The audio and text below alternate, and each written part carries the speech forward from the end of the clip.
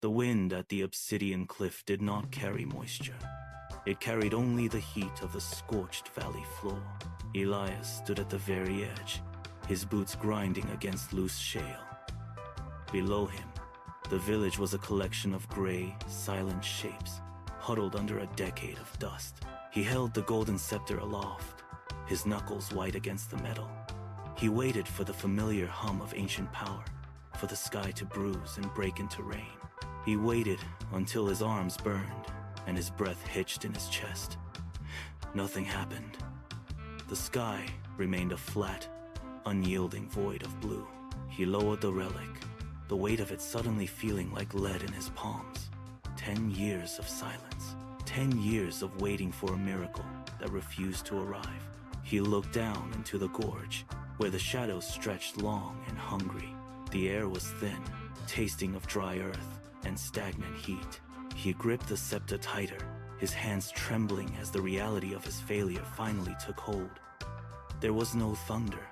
There was no change. He stood at the precipice, the relic heavy and useless, staring into the dark abyss that had claimed his life's work. The silence of the valley was absolute. The scepter had been his master for 10 long years.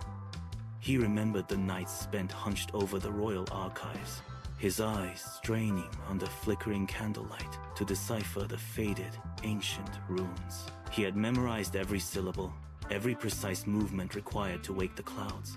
He had poured his family fortune into the purchase of rare, imported incense, watching the smoke curl into the stagnant air, only to watch it vanish into the relentless blue above. He had traded his youth for the promise of rain. His days were a cycle of polishing the gold until it shone like a second sun, and his nights were spent in the cold stone chambers repeating the same rhythmic chants. He had offered everything: the gold, the time, the potential of a life lived elsewhere. He had built his entire existence around the hope that the sky would finally break. Yet, every morning, he woke to the same blinding, cloudless void. The sun rose, the heat intensified, and the valley remained a graveyard of dust. He looked at the scepter again, its surface smooth and cold, marking the decade of labor. The sky was not listening. It had never been listening. It is not working.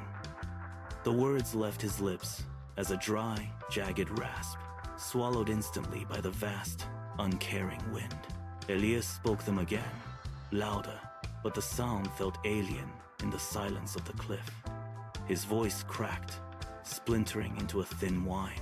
He looked at the scepter, then back at the horizon, waiting for a sign, a flicker of lightning, or even a single stray cloud. There was nothing.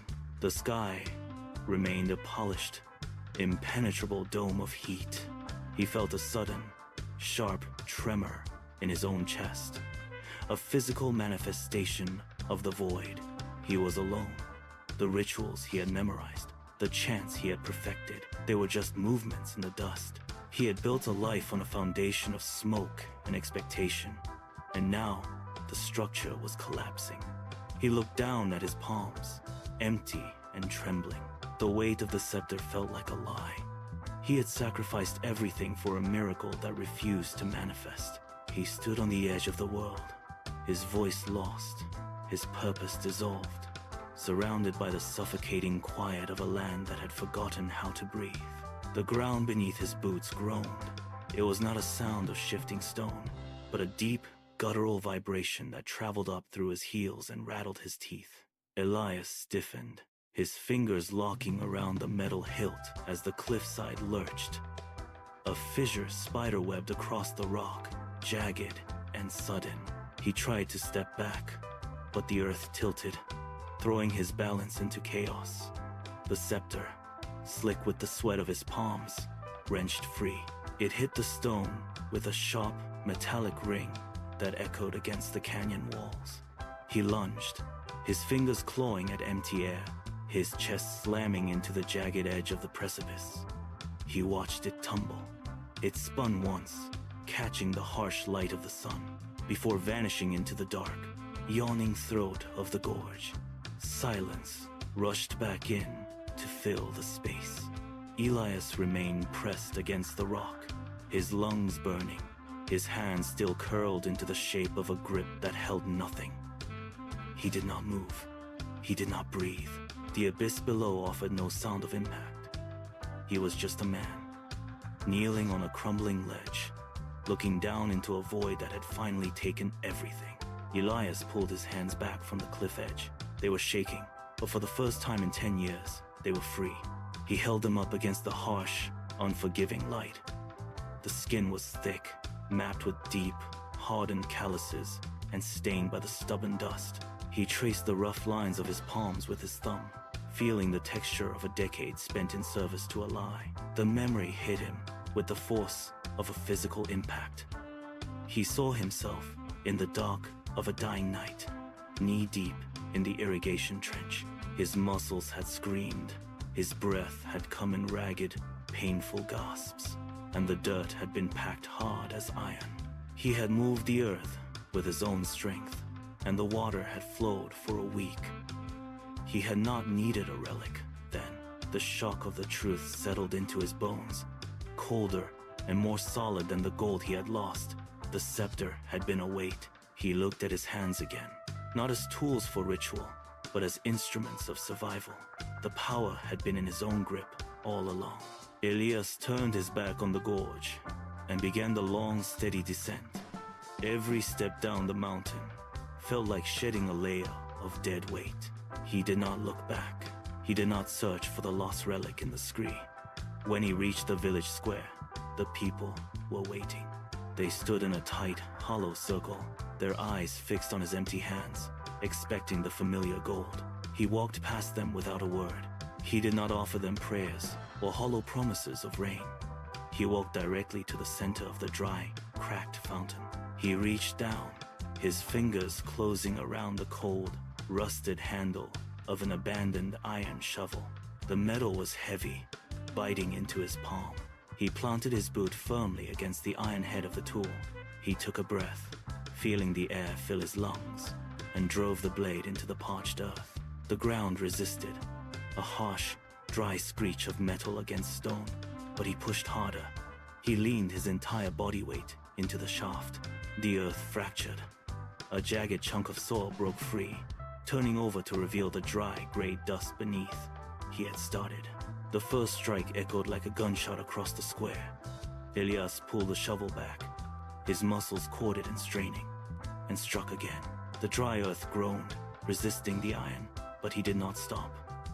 He heaved the soil aside, his breathing heavy and rhythmic. A few paces away, a man stepped forward. He did not speak. He reached into the dust, pulled a discarded spade from the perimeter, and drove it into the ground. The sound of metal biting into stone joined Elias's beat, then another, and another. Soon, the square was filled with the harsh, grating music of iron against parched earth. The villagers moved in a jagged, desperate line. Every strike was a challenge, every shovel load a reclamation of their own survival. The sun began to dip, casting long, bruised shadows. The air grew thick with the scent of disturbed dust and the sharp, metallic tang of sweat. They were no longer waiting for a miracle from the sky. The rhythm accelerated, a frantic, unified pulse of labor that drowned out the silence. They dug until their hands burned, their movements a relentless machine.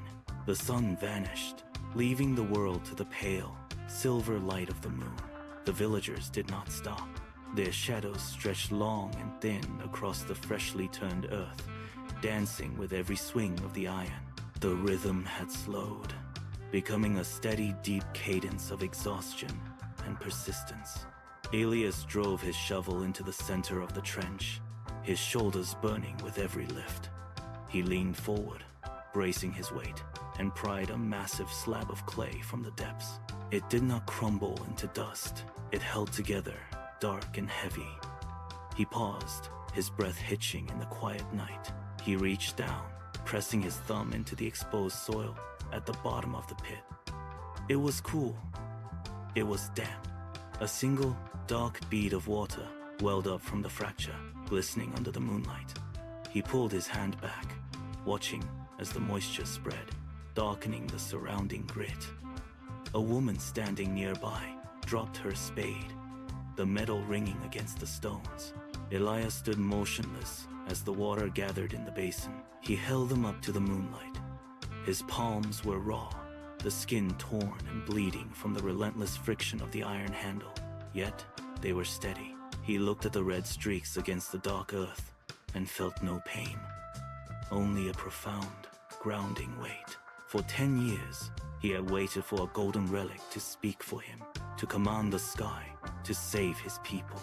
He had wasted his youth in the shadow of a hollow promise. He flexed his fingers, feeling the ache in his muscles, the sharp, honest throb of a body that had finally done what it was meant to do.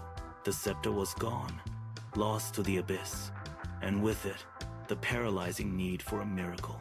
He realized then that the gold had been a cage, a distraction that kept him looking upward, while the solution lay beneath his feet. He wiped his hands on his legs, the grit staining the fabric, and felt the rhythm of his own heart beating against his ribs. It was a steady, driving pulse, unadorned and powerful. He did not need the ancient runes or the royal archives to bring life back to the valley.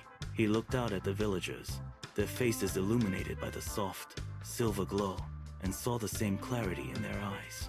The miracle was not a gift from the heavens. It was the calloused skin of his palms, the sweat on his brow, and the relentless, rhythmic drive of his own will. He took a deep, clean breath and stood tall.